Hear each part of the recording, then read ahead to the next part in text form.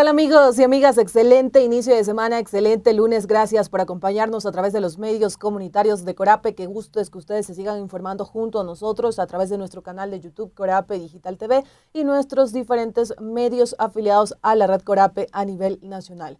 Son varios temas que se han generado en las últimas horas en el país, así que no se despeguen de nuestra sintonía. Les invitamos a que compartan esta transmisión, a que inviten a más personas a que también sintonicen los medios comunitarios y se informen junto a nosotros. En estos momentos vamos a desarrollar la entrevista del día y para ello saludamos a nuestra invitada Verónica Potes. Ella es integrante de la Alianza de Organizaciones por los Derechos Humanos y con nuestra invitada vamos a hablar sobre el pronunciamiento de varias organizaciones frente a la construcción de la megacárcel en Santa Elena. Doctora Potes, ¿cómo está? Buen día, bienvenida a este espacio. Buenos días con la audiencia de Corape y a ustedes muchas gracias por la invitación y por poner en la palestra estas discusiones.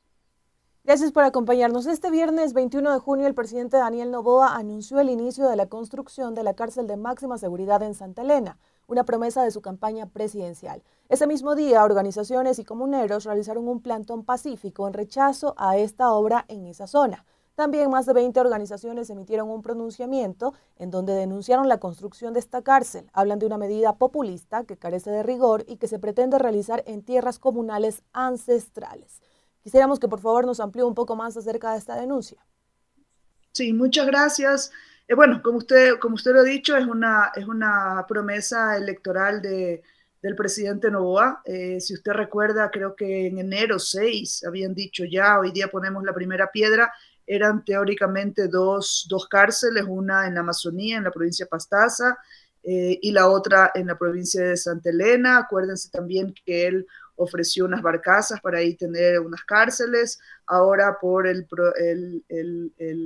artículo en el New Yorker del periodista John Lee Anderson, nos enteramos que también otra de sus ideas era una cárcel en la Antártida, lo cual nos revela pues yo lo llamo una obsesión por las cárceles, y una obsesión que creo yo está mal canalizada, la idea de cómo vamos a solucionar el problema de inseguridad en el Ecuador, porque ciertamente las cárceles no fueron la solución, fueron parte del problema.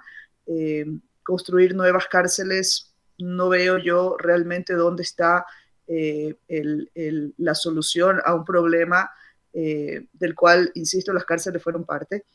Pero en todo caso, pues ya ahora hablando de la construcción, de la elección del sitio y demás, de esta, una de las megacárceles, vamos a ver luego qué pasa con otras ideas que se le ocurran, pero en este caso siempre ha estado vigente desde el año 98, ni siquiera esto es una cosa del 2008, que toda decisión que pueda tener impactos en el ambiente tiene que ser consultada. Y tiene que ser consultada a un grupo de la población, colectivos como los pueblos indígenas, negros, afros, montubios y campesinos, por una vía, por otra vía, que es otro artículo de la Constitución, al resto de la comunidad, al resto de la población del Ecuador, individual y colectivamente considerada. El problema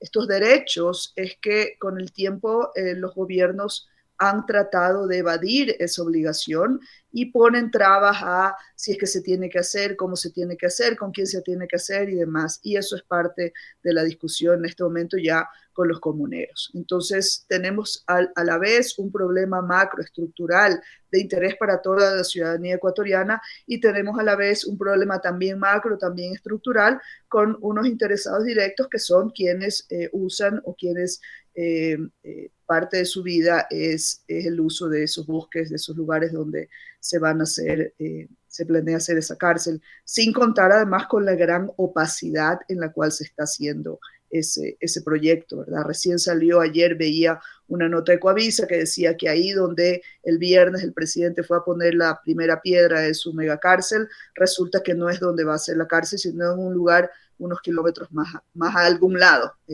Parte de la opacidad, decía, que no sabemos qué mismo es lo que van a hacer, dónde lo van a hacer, cómo lo van a hacer, pero sí sabemos que ya nos anunciaron que no se pretendían hacer consultas, lo cual es inconstitucional. Y quisiéramos saber un poco, porque de la comunidad de la que estamos hablando es la comunidad ancestral bajada de Chandú, y vimos también algunos comuneros que estaban señalando que este es un bosque de un ecosistema primario que alberga árboles de más de 100 años de existencia, y conocer un poco también si ustedes como organización han tenido la oportunidad de conversar con ellos y qué dicen frente a esto y a lo que usted ha señalado, que no va a existir un proceso de consulta. Sí, ciertamente. Bueno, la Alianza de Derechos Humanos es una agrupación de distintas organizaciones. Una de nuestras organizaciones, de hecho, la que más trabajo ha tenido, como usted ha visto en los últimos tiempos, es el Centro de Derechos Humanos, el Comité de Derechos Humanos, perdón, de Guayaquil, que son directamente ellos quienes están atendiendo este problema, son los que han respondido a la comunicación, a la llamada de la comunidad de Bajada de Chanduy.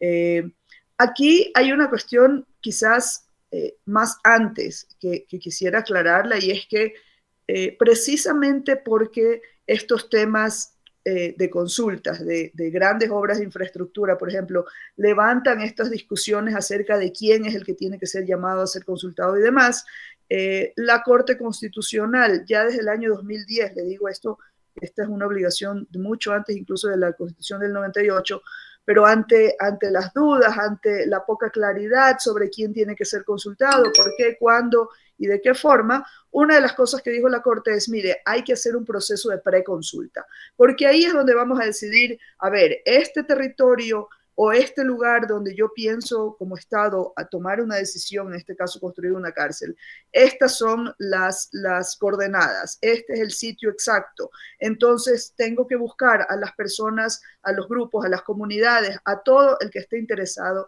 en decir algo sobre el asunto, en ser considerado en la decisión y demás, para con ellos determinar quiénes van a ser los sujetos de consulta, por qué sí unos, por qué no otros y demás. El problema que estamos pasando en Palo Quemado, ¿verdad? Pero acá los gobiernos hacen al revés.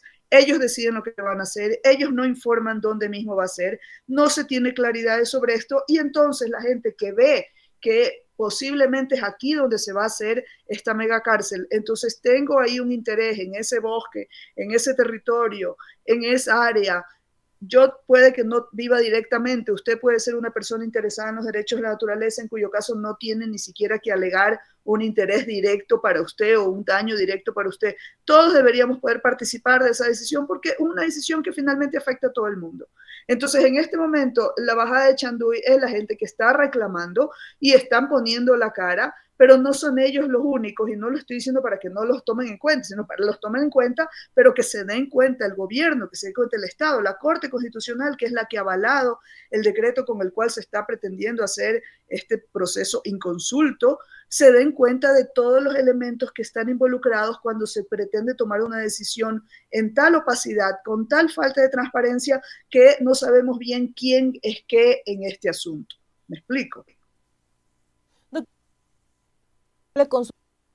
Las voces que señalan que sí debe existir este proceso de consulta, que es una área ancestral. Desde el Ministerio del Ambiente se emitió un comunicado en donde señalan que la zona en donde se construía la cárcel de Santa Elena no traslapa con el Sistema Nacional de Áreas Protegidas y tampoco con el de Patrimonio Forestal Nacional o con el de zonas intangibles. También, ¿cómo toman ustedes este pronunciamiento por parte del Ministerio del Ambiente frente a la cárcel de Santa Elena?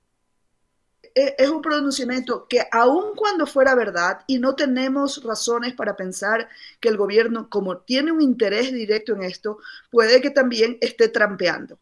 Pero eso es justamente parte del proceso de la consulta, entrar a discutir aquello que el gobierno entiende como que son los límites, digamos, de la obra que pretende. Acuérdese usted también que los impactos ambientales de una obra no se restringen al lugar específico donde se va a construir, porque el ruido, por ejemplo, trasciende, el uso de las aguas trasciende el lugar específico y demás, ¿verdad? Hay que construir carreteras porque no van a llegar por avión ni por helicóptero los presos, ¿verdad? Van a tener que llegar de alguna manera, y con los presos también van a llegar las familias que tienen derecho a las visitas, tienen derecho también a entrar las organizaciones de derechos humanos en el caso de que haya denuncias de algo que puede estar pasando, y nada de esto es invento porque eso pasa en las cárceles del Ecuador, ¿verdad? Entonces no es tan así.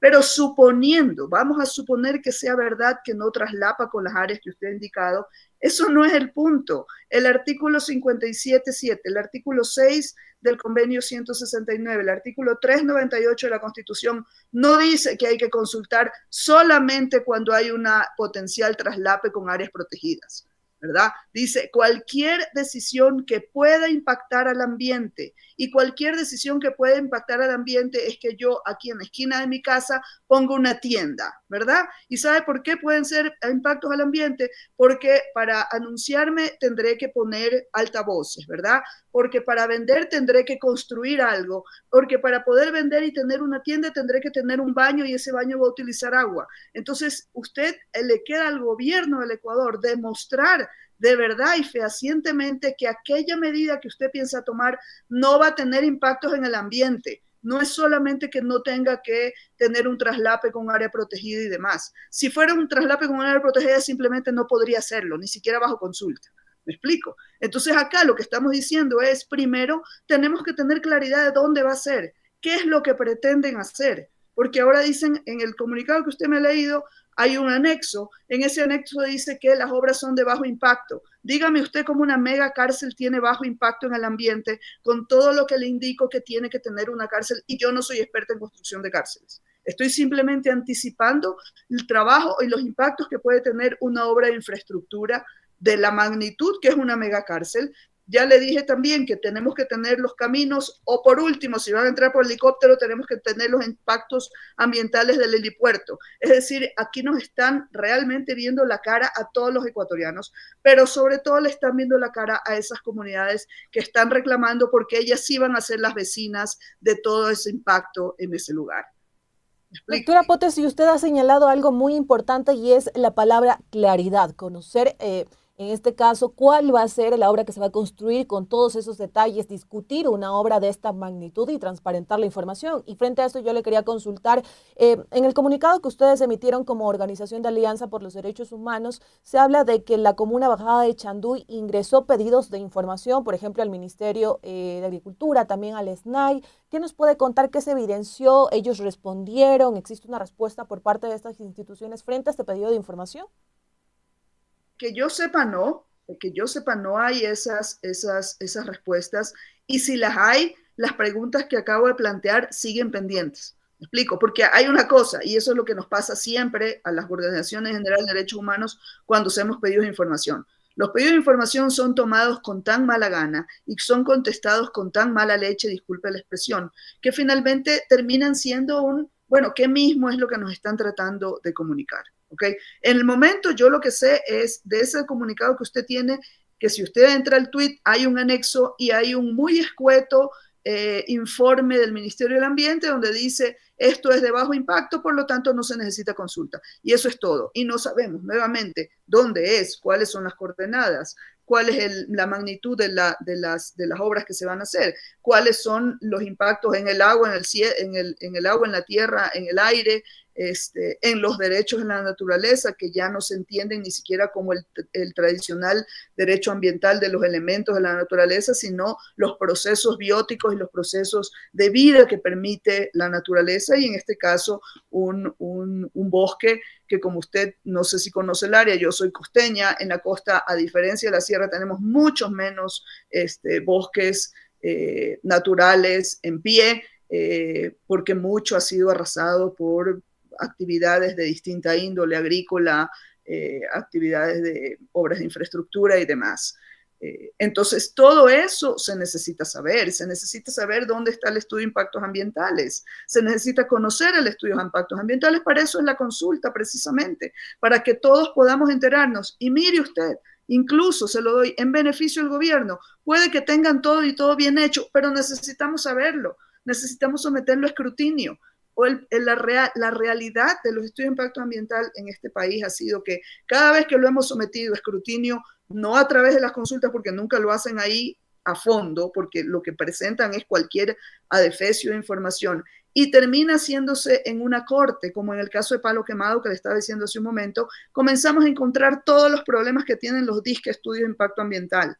Entonces me explico, ¿por qué le tienen miedo a la consulta? Porque justamente es el vehículo a través de los cuales los ciudadanos y las ciudadanas interesados, los grupos, las comunidades, los que tienen interés directo, los que tenemos interés indirecto, los que nos importan los derechos en este país, comenzamos a escudriñar lo que están haciendo y nos encontramos con todos los problemas.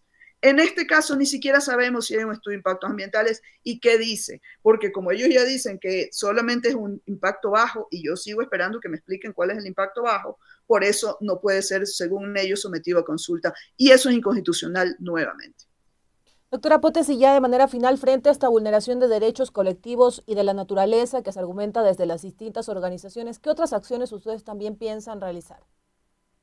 Bueno, están una serie de acciones constitucionales posibles, ¿verdad? Están acciones de protección, por ejemplo, además de los pedidos de información, y bueno, pues también serán acciones de denuncia pública, de difusión, es decir, no faltan. El problema, sí le digo, en el tema de las acciones legales, constitucionales y de ese tipo, es que si usted se pone a ver, siempre tienen que ser las comunidades y comunidades que pues no tienen grandes recursos, comunidades que no manejan todo esto, el intríngulis de la cuestión legal, de la cuestión técnica ambiental y demás, son las que tienen luego que ir a buscar quién los patrocine y pues emprender procesos que son largos, que son costosos y que finalmente también, porque los jueces suelen no conocer esta normativa o el interés de la Constitución en que se hagan las consultas y que se tomen buenas decisiones en temas de fondo con los derechos de la naturaleza, los derechos ambientales y conexos, termina en la Corte Constitucional. Y usted sabe cuánto tiempo tarda eso. Ese es el problema. El problema es que los gobiernos, en vez de tomarse en serio sus obligaciones de consulta con los derechos de la naturaleza, con los derechos ambientales, con los derechos conexos y demás, hacen lo mínimo para decir estamos cumpliendo con unos reglamentos que ellos mismos se pusieron. ¿Me explico? Entonces hay un interés de parte y hay una Corte Constitucional que desafortunadamente con decisiones ambiguas le dice al gobierno, bueno, siga haciendo y el que tenga algún problema que reclame y que venga a mí. Claro, 4 o 5 años después. Ese es el problema, más serio y más grande. Pero bueno, Doctora, Doctora Potes, le agradecemos por su tiempo para los medios comunitarios de Corape, por contarnos un poco más acerca de este pronunciamiento de varias organizaciones frente a la construcción de la mega cárcel en Santa Elena. Que tenga un excelente resto del día y esperamos seguirla teniendo en otro espacio.